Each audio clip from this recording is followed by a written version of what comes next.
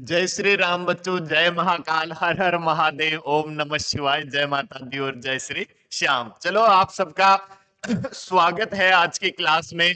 शिव भक्त एम के सर आप सबका स्वागत करते हैं। और हम पढ़ रहे हैं फिलहाल क्लास 10th का चैप्टर नंबर 10 सर्कल, जिसमें हमने पिछले वीडियो में एक्सरसाइज 10.1 हमने डिस्कस करी थी, उसको सोल्व किया था। और एक उसमें हमने सीखा एक सर्कल क्या होता है, what is the definition of circle.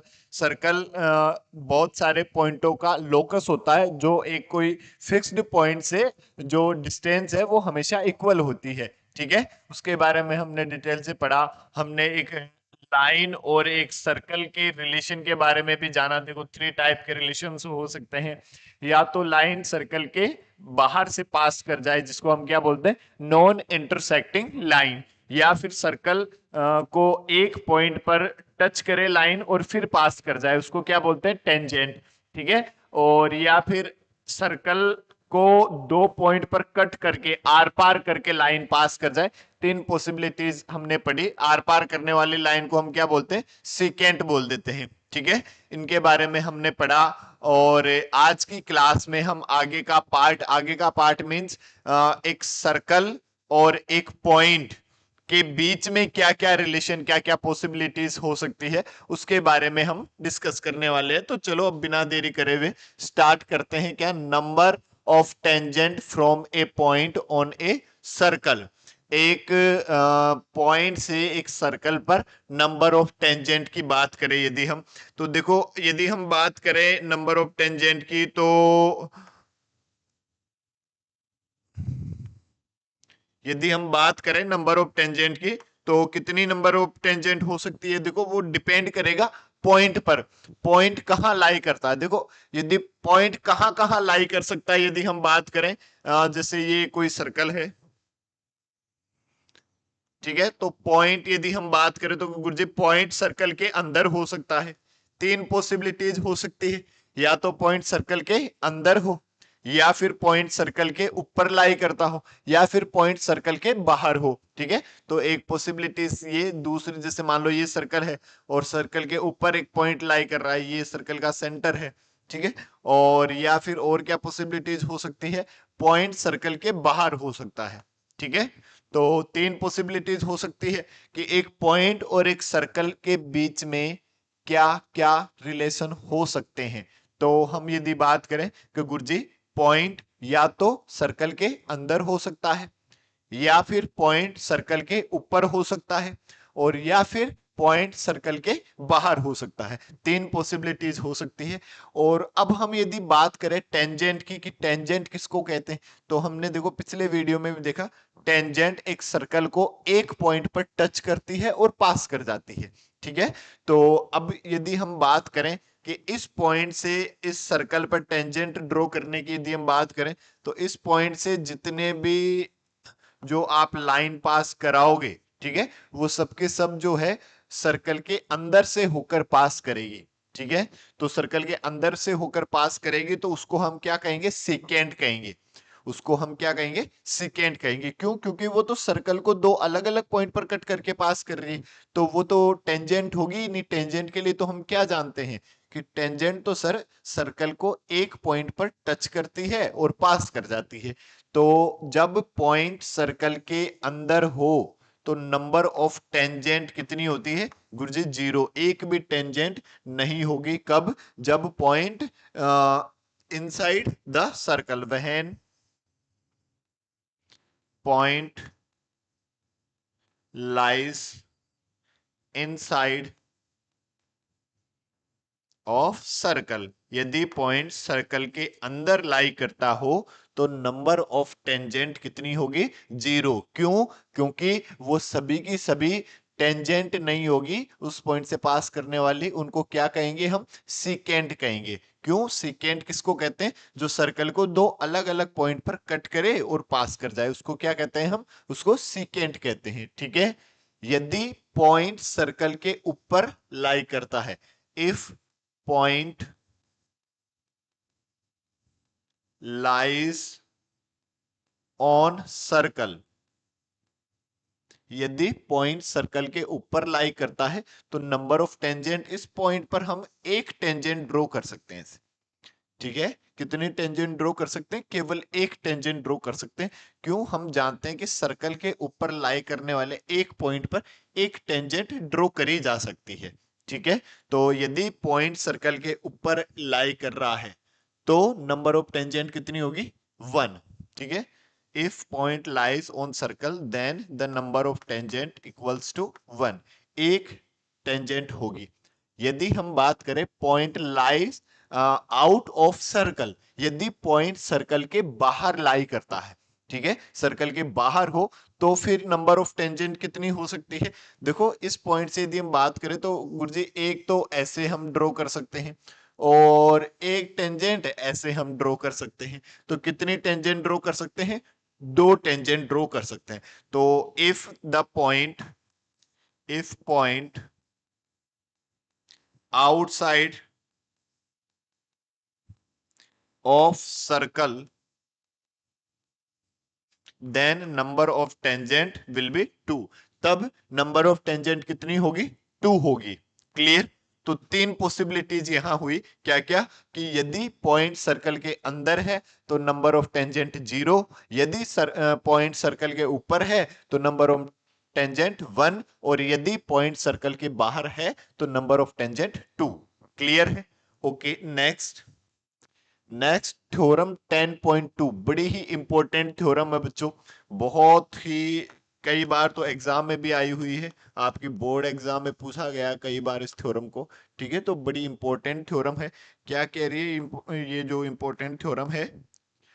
The length of tangent drawn from an external point to a circle are equal.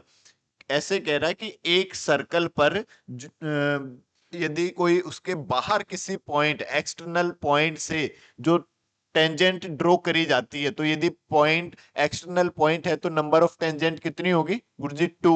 अभी अभी हमने सीखा कि यदि पॉइंट सर्कल के बाहर है तो उस पॉइंट से उस सर्कल पर कितने टेंजेंट ड्रॉ करी जा सकती है?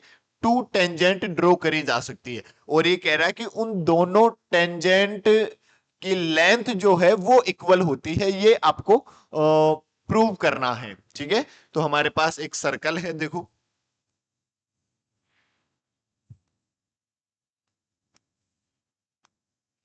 ये एक सर्कल है, इस सर्कल का सेंटर क्या है? ओ।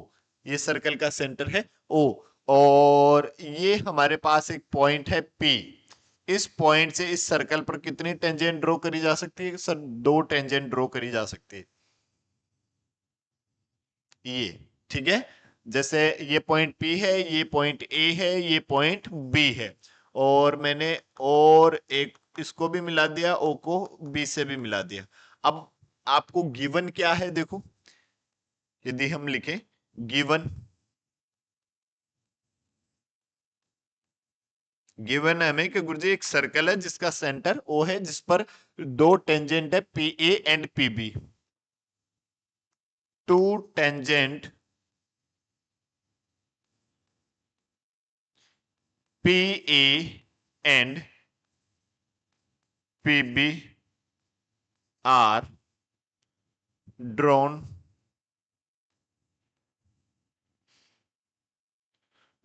on circle। ठीक है, एक सर्कल पर 2 टेंजेंट PA और PB ड्रॉन की गई है। ठीक है, और प्रूव क्या करना है? टू प्रूव करना है सर कि PA और PB दोनों की लेंथ जो है वो कैसी है? इक्वल है। ठीक है, ये हमें प्रूव करना है कि गुरुजी कोई एक्सटर्नल कोई पॉइंट हो तो उससे जो 2 टेंजेंट ड्रॉ करी जाती है, दोनों टेंजेंट की लेंथ क्या होती है? इक्वल होती है। ठीक है, अब देखो यदि हम बात करें प्रूफ की, तो प्रूफ की बात करो तो ये जो सेंटर O है, इस पॉइंट O को इस P से ज्वाइन करा दो। ठीक है, पॉइंट O और P को मिला दिया हमने। अब देखो हमारे पास 2 ट्राइंगल बन रहे हैं, कौन कौन से? OAP और OBP। 2 तरह के ट्राइंगल दिखाई दे रहे हैं हमें, कौन कौन से? OAP और ट्राइंगल ओ बी पी। दो तरह के ट्राइंगल है हमारे पास। और क्या हम ये कह सकते हैं क्या कि गुरुजी एंगल बी और एंगल ए ये 90 डिग्री के हैं? क्यों? हमने पिछले वीडियो में पढ़ी थ्योरम 10.1, ठीक है। तो 10.1 में क्या कहा कि एक टेंजेंट और जिस पॉइंट ऑफ कांटेक्ट से जो रेडियस निकलती है वो दोनों एक दूसरे के क्या होते हैं? परपेंडिकुलर होते हैं हमेशा। ये हमने उसमें पढ़ा। मतलब ये टेंजेंट और ये रेडियस ये हमेशा परपेंडिकुलर होते हैं, ठीक है। अब हम बात करें यदि देखो इन triangle O A P and triangle O B P, इन दोनों ट्राइंगल में यदि हम बात करें हम क्या बोल सकते हैं गुरुजी? हम बोल सकते हैं O A equals to O B. क्यों बोल सकते हैं? This is the radius of a circle. A की सर्कल की रेडियस है तो हम जानते हैं रेडियस हमेशा क्या होती है? इक्वल होती है। तो O A equals to O B radius of a circle.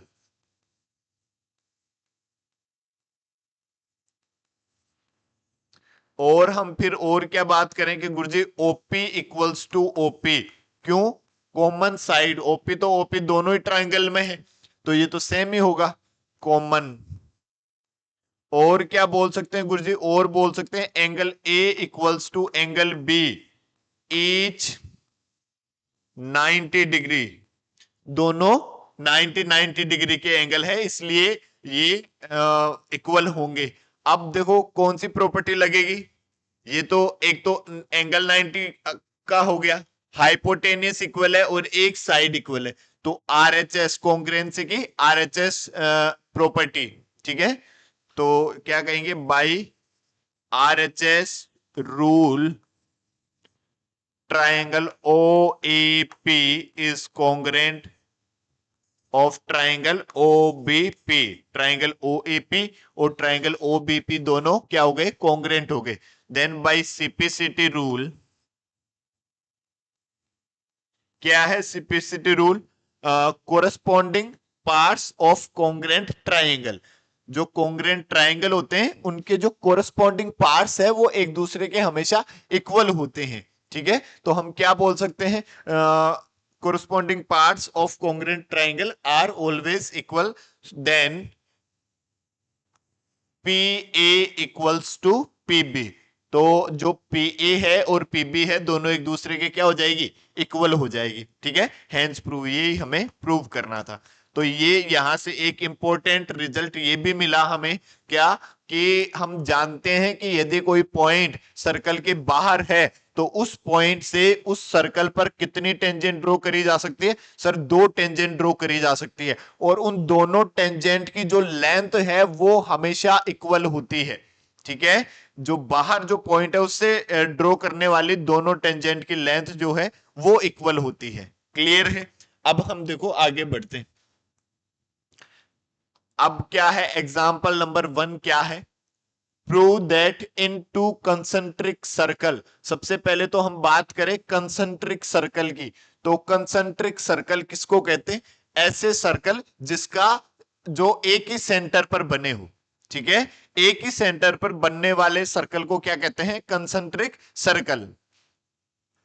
The code of the larger circle which touch the smaller circle is bisected at the point of contact. ऐसे कह रहा है, देखो दो कंसेंट्रिक सर्कल है, एक तो ये सर्कल है और एक हमारे पास ये सर्कल है। और क्या कह रहा है? देखो the code of the larger circle, बड़े वाले सर्कल की code which touches the smaller circle, जो छोटे वाले सर्कल को टच करती है। मतलब किस तरह से? इस तरह से, ऐसे कह रहा है bisect at the point of contact. यहां पे बाइसेक्ट करती है इस पॉइंट ऑफ कांटेक्ट पर। ये पॉइंट है ए, ये पॉइंट है बी, ये सेंटर ओ, और इसको नाम दे दिया मैंने क्या? पी। मैंने इसको ज्वाइन करा दिया और ओ को मैंने ए से भी मिला दिया और मैंने बी से भी मिला दिया, ठीक है। हमें गिवन क्या है? देखो गिवन गिवन है two concentric circle, two concentric circle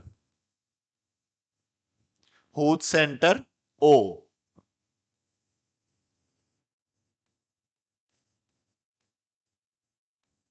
जिनका सेंटर क्या है, O है। और प्रूव क्या करना है हमें, टू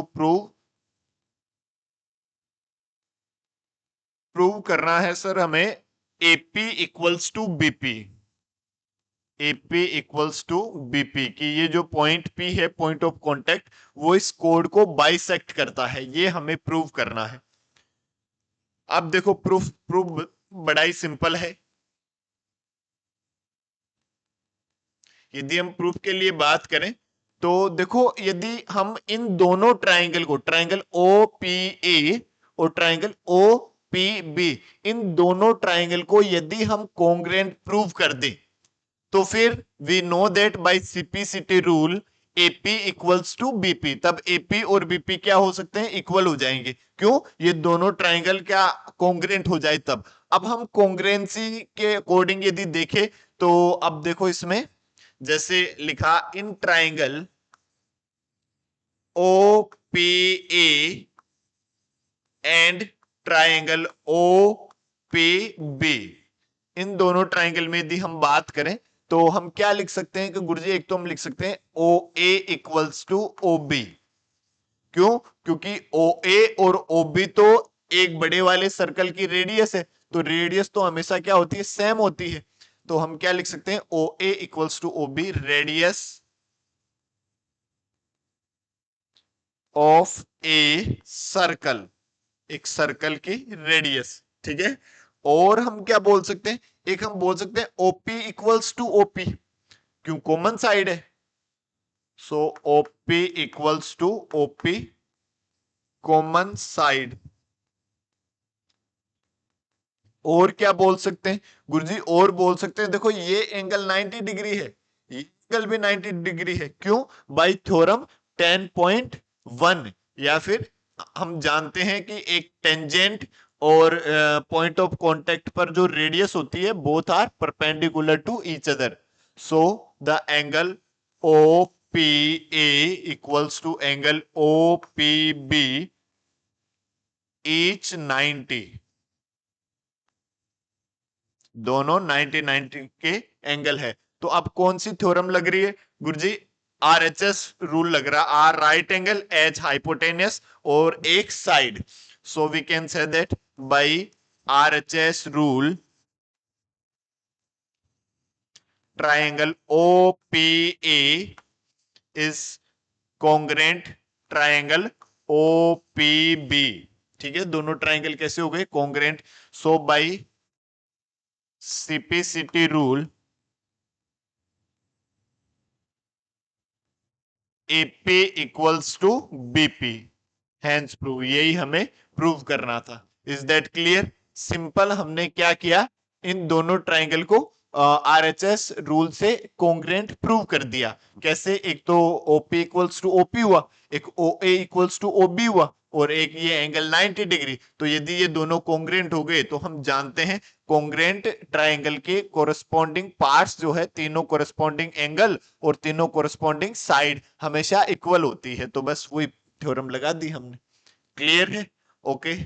नेक्स्ट, और एग्जाम्पल फर्स्ट कंप्लीट हुआ, तो आप क्वेश्चन ए कंप्लीट होते ही हमेशा बोला करें क्या, जय श्री राम। जिससे क्या होगा, जिससे आपके आगे के क्वेश्चन सोल्व करने में आपको एनर्जी का एहसास होगा, और साथ ही साथ जो है सब्जेक्ट में मन लगा रहेगा, सोल्व करने का मन करेगा, पढ़ने का मन करेगा। ठीक है, तो जैसे ही क्वेश्चन ए कंप्लीट होता आप हमेशा बोलकर आगे बढ़ा करें, जय श्री राम। चलो हम बात करते हैं एग्जाम्पल नंबर 2 की। क्या है एग्जाम्पल नंबर 2, बड़ा ही इंपॉर्टेंट एग्जाम्पल है, ये भी एग्जाम में कई बार पूछा गया है, और आपको कई बार आपके जो पूरे एग्जाम, पूरे साल में जो कई प्री बोर्ड टेस्ट होंगे उनमें कई बार ये देखने को भी मिलेगा। तो अच्छे से समझे, बहुत इंपॉर्टेंट एग्जाम्पल है। क्या कह रहा है, two tangent TP and TQ are drawn to a circle with center O from an external point T। ऐसे कह रहा है कि एक सर्कल है, और इस सर्कल पर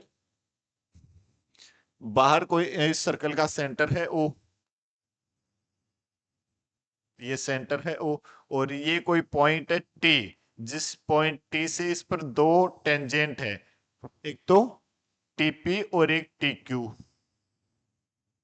ये टीपी और ये टीक्यू। और फिर क्या कह रहा है,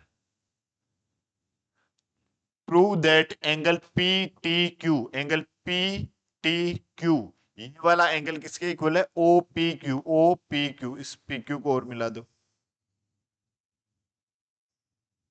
ऐसे। ये आपके पास डायग्राम है। तो आपको गिवन क्या है, देखो गिवन है कि sir two tangent, two tangent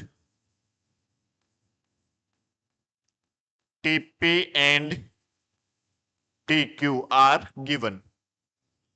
ठीक है, दो टेंजेंट है टीपी और टी क्यू, और प्रूव क्या करना है, टू प्रूव, प्रूव करना आपको कि गुरुजी angle P T Q equals to angle O P Q. अब इसका देखो proof,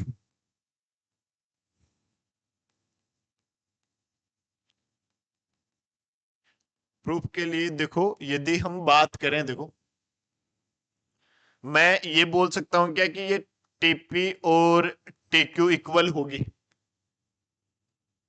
we know that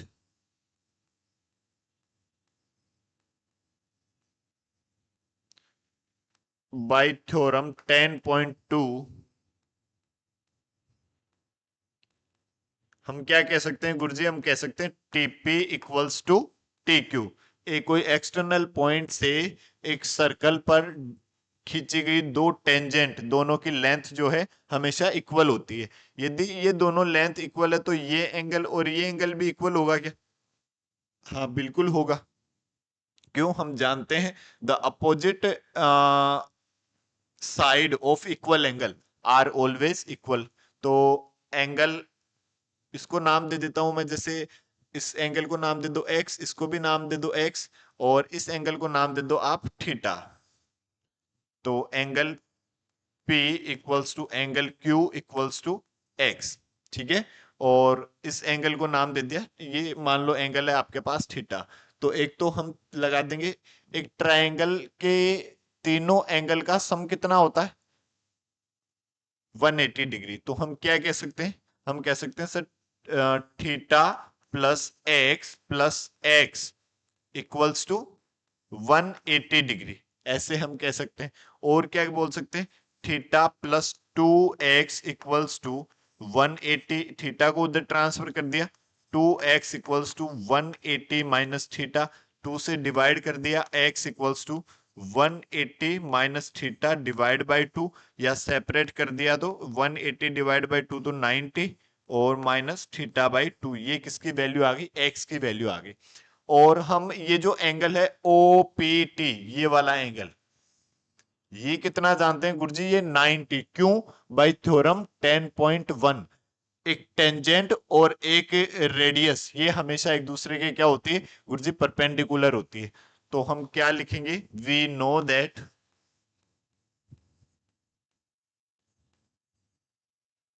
angle O P T equals to 90 degree, हाँ गुरुजी ये 90 है, बाय थ्योरम 10.1। और इस ओपीटी को मैं क्या लिख सकता हूं, ओपीटी को क्या लिख सकता हूं, O P Q plus X, ऐसे लिख सकता हूं कि भाई खुले करा लिए ना, ये पूरा 90 था तो ये प्लस ये था, तो हमने लिख दिया इसको angle O P Q plus X equals to 90 degree. और ये x की वैल्यू ये है हमारे पास, तो हम लिख देंगे फ्रॉम इक्वेशन 1, तो angle O P Q plus X की वैल्यू पुट कर दी कितनी, 90 minus theta divide by 2 equals to 90। हमने क्या किया, इस 1 से x की वैल्यू पुट कर दी, x क्या था हमारे पास 90 माइनस थीटा बाई 2, तो हमने लिख दिया x की जगह 90 माइनस थीटा बाई 2। अब इन दोनों को उधर ट्रांसफर कर दिया, तो ये O P Q equals to इधर ये 90 ये 90 इधर आएगा तो माइनस का हो जाएगा, और ये किसका हो जाएगा, प्लस का थीटा डिवाइड बाई 2। 90 से 90 कैंसिल हुआ, और इस 2 को उधर ले आएंगे तो 2 angle O P Q equals to, और थीटा हमने किसको अज्यूम किया, इसको, ये कौन सा है, पी टी क्यू। तो थीटा की जगह हमने लिख दिया क्या, angle P T Q. Hence prove, यही हमें प्रूव करना था। ठीक है, बड़ा ही सिंपल है। आपको क्या करना है, अब ये ध्यान रखो, समरी ध्यान रखो, याद क्या रखना है। ठीक है, कैसे हम इसको याद रखें। तो एक तो ये ट्राइंगल है, इस ट्राइंगल के ये दोनों एंगल इक्वल होंगे, क्यों, इनकी इक्वल होने की वजह से। तो एक तो इसके ट्राइंगल के तीनों एंगल का सम लगा दो, और एक बार ये पूरा एंगल हम जानते हैं 90 होगा, ये 90 कर दो, और इस 90 को लिख दो ये प्लस ये, बस इसकी वैल्यू उस इक्वेशन से पुट कर दो, खत्म। इतना सा सब क्वेश्चन है। ठीक है, तो इसको सोल्व करने के मतलब कैसे याद रखा जा सकता है, उसके लिए पॉइंट्स ढूंढा करो, ट्रिक्स ढूंढा करो, खुद के अकॉर्डिंग आप पढ़ने की कोशिश किया करो। ठीक है, ओके, जय श्री राम। चलो अब नेक्स्ट एग्जांपल नंबर 3 की तरफ चलते। क्या है 3? PQ is a chord of 8 centimeter of a circle of radius 5 centimeter. The tangent at P and Q intersect at a point T. ये एक सर्कल है, ये पॉइंट T है, तो दो टेंजेंट P और Q जो एक दूसरे को T पर इंटरसेक्ट करते हैं। इसका सेंटर है O, और इसकी रेडियस है 5। इस PQ को भी ज्वाइन करा देता हूं मैं, ये रेडियस है 5। ठीक है, और इस PQ की लेंथ है 8 centimetre. PQ equals to 8 centimetre.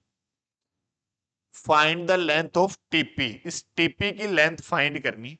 इस TP की लेंथ को मैं एक बार x एज्यूम कर लेता हूं। Let the length of TP equals to x। हमने एक बार मान लिया कि जो TP है वो x है। अब देखो, यदि मैं बात करूं, देखो इसको मैं इससे ज्वाइन करा देता हूं इधर, और इसको मैं इससे भी ज्वाइन करा देता हूं। हमने जो थ्योरम 10.2 पढ़ी, हमने थ्योरम 10.2 पढ़ी क्या, कि जिसमें ये और ये दोनों टेंजेंट की लेंथ इक्वल है, तो हमने उसमें इन दोनों ट्राइंगल को कॉन्ग्रेंट प्रूव किया था, देखो। ठीक है, तो दोनों ट्राइंगल को कॉन्ग्रेंट प्रूव किया था, तो हम कह सकते हैं कि ये एंगल और ये एंगल इक्वल होंगे फिर। ठीक है, अब यदि हम बात करें इस ट्राइंगल और इस ट्राइंगल में, यदि हम देखें एक बार कि OP इक्वल्स टू OQ, ध्यान देना अच्छे से। हम पहले तो ये ट्राइंगल OPT और ट्राइंगल OPOQT, ये दोनों क्या है, कॉन्ग्रेंट है, तो ये एंगल इक्वल थे। अब हम इन दोनों ट्राइंगल में बात करें, ये पॉइंट M है, OP equals to OQ, OM equals to OM, और एक ये एंगल, तो ये दोनों ट्राइंगल भी क्या हो गए, कॉन्ग्रेंट हो गए।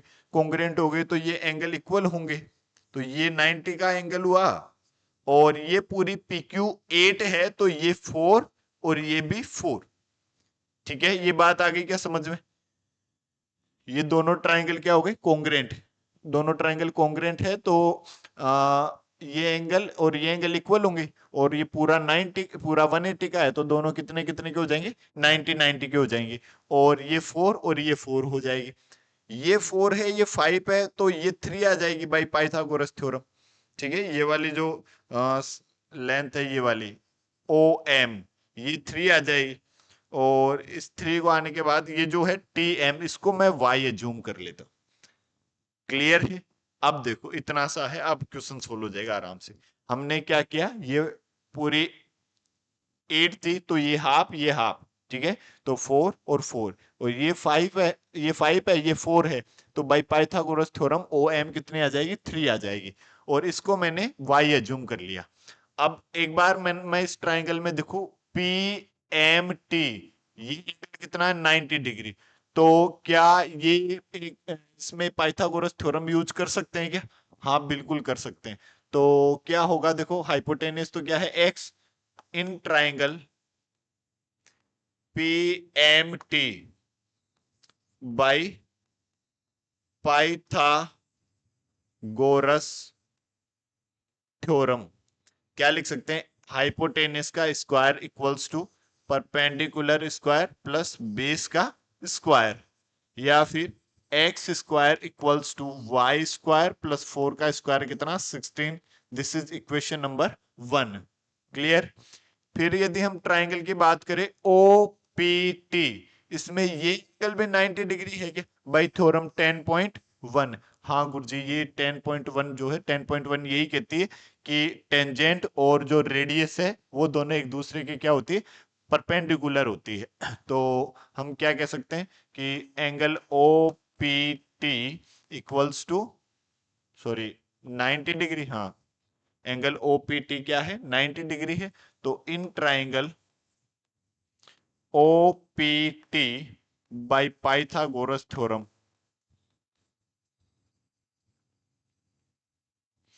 क्या हो जाएगा? पाइथागोरस थ्योरम, ये ओ टी स्क्वायर, तो ओ टी कितना है? Y plus 3। लिख सकते हैं O T square equals to OP square plus TP square, या फिर ओ टी कितना है हमारे पास गुरुजी? Y plus 3।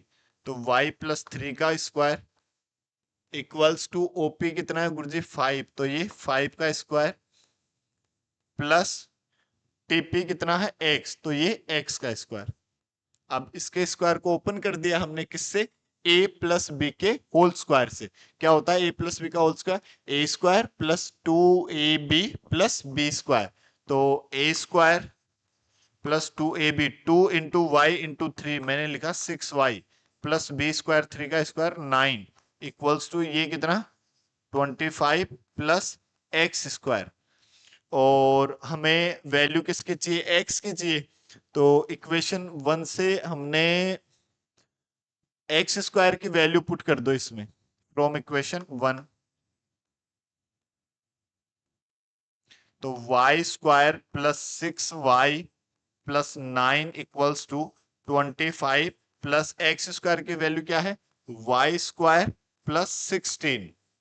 तो वाई स्क्वायर से तो वाई स्क्वायर कैंसिल हो जाएगा, ये 6y इक्वल्स टू ये कितना हुआ? 41 माइनस 9, 41 माइनस 9 कितना हो जाएगा? 32। तो y की वैल्यू हमारे पास कितनी आई? 32 डिवाइड बाई 6, और ये 2 से कट रहा है तो कितना आ जाएगा? 16 डिवाइड बाई 3। ये y की वैल्यू आई।